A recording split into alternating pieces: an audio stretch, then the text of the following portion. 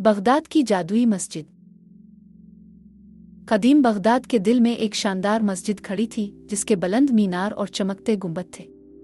ये वो जगह थी जहां जादू और ईमान घुल मिल गए थे, जहां हवा में गुलाबों की खुशबू बसी हुई थी और अजान की आवाज़ गलियों में गूंजती थी। मस्जिद के अंदर एक अक्लमंद बूढ़े इमाम अब्दुल्ला मेहराब के सामने खड़े थे, जो जमात की नमाज की इमामत करने वाले थे। एक तजस्सुस से भरा हुआ छोटा लड़का अली उनके पास आया, जो नमाज सीखने के लिए बेताब था।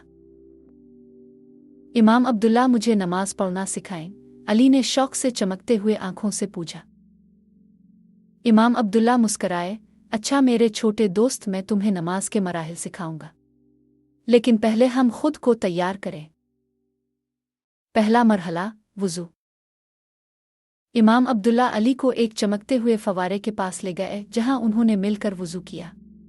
उन्होंने अपने हाथ, चेहरे और पांव धोए, यकीनी बनाते हुए कि वो अच्छी तरह पाक साफ हो जाए।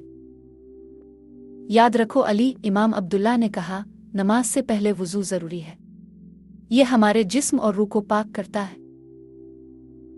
दूसरा मरहला, नियत। मेहराब के सामने खड़े होकर इमाम अब्दुल्ला ने सरगोशी की, अब अली, हमें नमाज की नियत करनी है। अपने दिल में कहो, मैं नमाज पढ़ने की नियत करता हूं। अली ने आंखें बंद की, गहरी सांस ली और अपनी नियत की। तीसरा मरहला, तकबीर, अल्लाह अकबर कहना। इमाम अब्दुल्ला ने अपने हाथ कानों तक उठाए और कहा, अल्लाह अकबर। अली ने उनकी तकलीद की और उसके दिल में जोश और अज़मत का एहसास हुआ। चौथा मरहला, सूरतुल फातिहा। इमाम अब्दुल्ला ने कुरान का इफ्तिताही सूरा पढ़ना शुरू किया और अली गौर से सुनता रहा। वो सीधे खड़े थे, हाथ सीने पर रखे हुए और नजरें नीची की हुई। पांचवा मरहला, रुकू। तिलावत खत्म होने पर इमाम अब्दुल्ला ने आगे झुक कर अपने हाथ घुटनों पर रख लिए। अली ने भी ऐसा ही किया और उसने महसूस किया कि इसकी कमर सीधी हो गई और दिल आजिज़ी से भर गया। छठा मरहला, सजदा।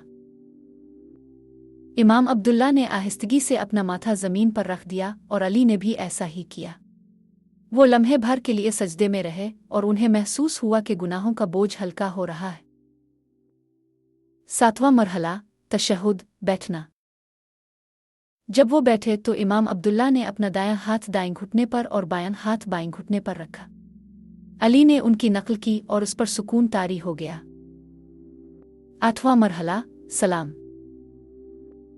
आखिर में इमाम अब्दुल्ला ने अपना सर दाएं तरफ मोड़ कर कहा, अस्सलाम अलैकुम व रहमतुल्लाह। अली ने भी यही अल्फाज दोहराए और उसके दिल में इत्मीनान समा गया। नमाज खत्म होते ही मस्जिद एक सुनहरी रोशनी से जगमगा उठी। अली को ऐसा लगा जैसे इसने कोई खजाना दरियाफ्त कर लिया हो और वो जानता था कि वो हमेशा नमाज के इस जादू को याद रखेगा। इस दिन के बाद अली रोज़ इमाम अब्दुल्ला के साथ नमाज पढ़ने लगा, नमाज के मराहिल को दोहराता और अल्लाह से अपना रिश्ता मजबूत करता गया।